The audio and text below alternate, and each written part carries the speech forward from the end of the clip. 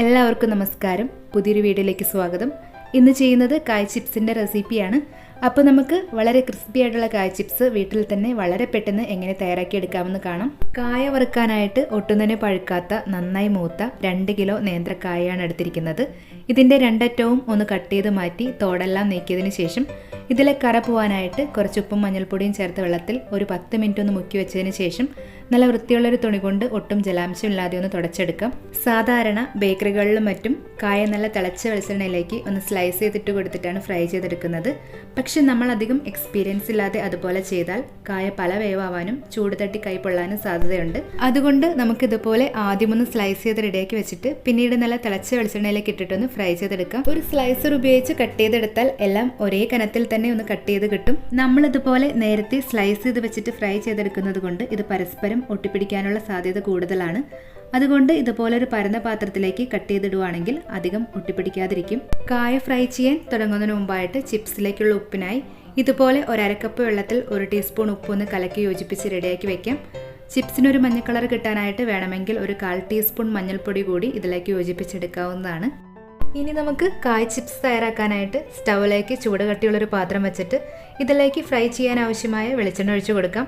വെളിച്ചെണ്ണയിൽ തന്നെ ഫ്രൈ ചെയ്യുന്നതായിരിക്കും എപ്പോഴും നല്ലത്. വെളിച്ചെണ്ണ നന്നായി തിളച്ചതിന് ശേഷം മാത്രമേ കായ വെളിച്ചെണ്ണയിലേക്ക് ഇട്ട് കൊടുക്കാൻ പാടുള്ളൂ. വെളിച്ചെണ്ണ നന്നായിട്ട് തിളച്ചിട്ടുണ്ടോ എന്ന് അറിയാൻ വേണ്ടിയിട്ട് കായയുടെ ഒരു സ്ലൈസ് ഇതുപോലെ വെളിച്ചെണ്ണയിലേക്ക് ഇട്ട് കൊടുത്തിട്ട് പെട്ടെന്ന് തന്നെ ഇതുപോലെ ബബിൾസ് വന്ന് മേലോട്ട് പൊങ്ങി വരുന്നുണ്ടെങ്കിൽ അതിനർത്ഥം വെളിച്ചെണ്ണ നന്നായിട്ട് തിളച്ചിട്ടുണ്ടെന്നാണ്. വെളിച്ചെണ്ണ നന്നായി തിളച്ച് കിട്ടിയാൽ ഇനി നമുക്ക് ഫ്രൈ ചെയ്യാനുള്ള ആദ്യത്തെ സെറ്റ് കായ ഇതിലേക്ക് ഇട്ട് കൊടുക്കാം. കായ വെളിച്ചെണ്ണയിലേക്കൊന്ന് മുങ്ങിക്കിടക്കുന്ന വിധം ഇട്ട് കൊടുത്തിട്ട് വേണം ഇതൊന്ന് ഫ്രൈ ചെയ്തെടുക്കാനായിട്ട്. മീഡിയം ഫ്ലെയിമിൽ വെച്ച് ഫ്രൈ ചെയ്താൽ കൂടുതൽ എണ്ണ കുടിക്കും. അതുകൊണ്ട് മീഡിയത്തിനും ഹൈനിടയിൽ ഹൈ ഫ്ലെയിമിനോട് കൂടുതൽ അടുത്ത് നിൽക്കുന്ന ഒരു ഫ്ലെയിം ലെവലിൽ വെച്ചിട്ട് വേണം ഇതൊന്ന് ഫ്രൈ ചെയ്തെടുക്കാനായിട്ട്. കായ ഇട്ട് കൊടുത്തതിന് ശേഷം ആദ്യത്തെ 1 മിനിറ്റ് നമ്മളിത് അനക്കാതെ ഇളക്കി കൊടുക്കാതെ തന്നെ ഒന്ന് ഫ്രൈ ചെയ്തെടുക്കാം. ഇപ്പോൾ ഏകദേശം 1 മിനിറ്റ് ആയിട്ടുണ്ട്. എണ്ണയുടെ തിളക്കലെല്ലാം ഒന്ന് കുറഞ്ഞു വന്നിട്ടുണ്ട്. ഇനി നമുക്ക് ഒരു 2 മിനിറ്റ് ഇത് അങ്ങോട്ടും ഇങ്ങോട്ടൊക്കെ ഒന്ന് തിരിച്ച് മറിച്ചിട്ട് ഒന്ന് ഇളക്കി കൊടുത്തൊന്ന് ഫ്രൈ ചെയ്തെടുക്കാം. ഇപ്പോൾ ഏകദേശം ഒരു 2 മിനിറ്റ് ഇതുപോലെ ഒന്ന് ഇളക്കി ഫ്രൈ ചെയ്തെടുത്തിട്ടുണ്ട്. നമ്മുടെ ചിപ്സ് എല്ലാം ഒന്ന് ക്രിസ്പിയായി തുടങ്ങുന്നതിൻ്റെ സൗണ്ട് നമുക്ക് ഇതുപോലെ ഒന്ന് ഇളക്കി കൊടുക്കുമ്പോൾ മനസ്സിലാക്കാനായിട്ട് കഴിയും. ഈ സമയം നമുക്ക് ഇതിലേക്ക് കലക്കി വെച്ചിരിക്കുന്ന ഉപ്പിൽ നിന്നും 1 ടേബിൾ സ്പൂൺ ഒഴിച്ചിട്ട് നന്നായിട്ടൊന്ന് ഇളക്കി യോജിപ്പിച്ചെടുക്കാം. നമ്മളെടുക്കുന്ന കായയുടെ അളവ് അനുസരിച്ചിട്ട് ഉപ്പിൽ വ്യത്യാസം ഉണ്ടായിരിക്കും.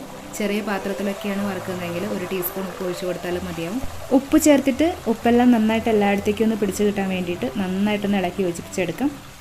ഏകദേശം 1 മിനിറ്റ് കൊണ്ട് ഉപ്പ് ചേർത്തിട്ടുള്ള എണ്ണയുടെ തിളക്കലെല്ലാം ഒന്ന് നിന്ന് കിട്ടും.